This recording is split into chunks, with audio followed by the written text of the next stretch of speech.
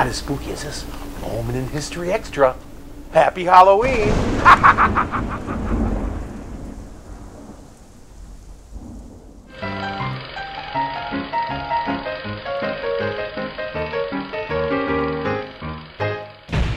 Hey, I'm Chris Troy, host of St. Clair County Reso's Moment in History, and I'm standing in front of one of the oldest, if not the oldest building in downtown Port Huron, the Roche Bar. Now, this structure was built in the early 1850s and has gone through a few facelifts over the years before ending up with its brick veneer that we see today. Originally known as the Gaffney Sample Room, this building has had its share of tragedy starting in 1904. On July 3, 1904, owner and barkeeper James Gaffney attempted to break up a fight between William Guilfoyle and a man named Barry. Guilfoyle told Gaffney to stay out, that it was not his fight, but Gaffney persisted. Then the sound of gunshots rang out and Gaffney hit the floor. Witnesses saw Guilfoyle run from the bar and quickly went for help.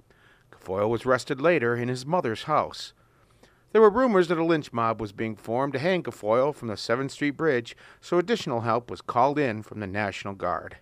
Following a hearing, William Guilfoyle was found guilty and sentenced to 30 years in the Jackson State Penitentiary.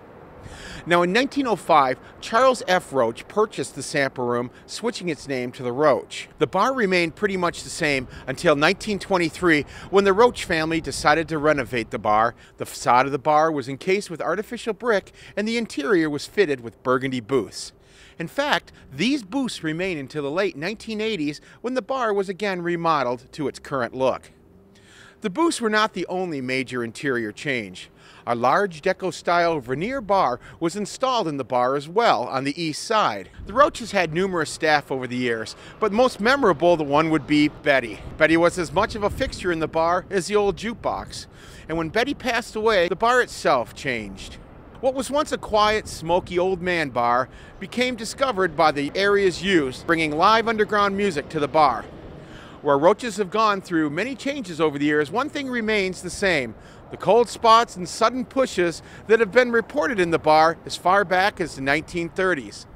Does James Gaffney still visit the look in on his bar? Or is Betty still around making sure that there's no swearing, fighting, or underage drinking going on? And just whose legs are those in the ladies' room anyways? The Roche Bar has been the scene of murder, major renovations, and other emotional markings that has left their mark on the bar. Is it any wonder that staff today still have strange occurrences in the Roche Bar? For Moment in History Extra, hey, I'm Chris Troy, reminding you all that history lives in all of us.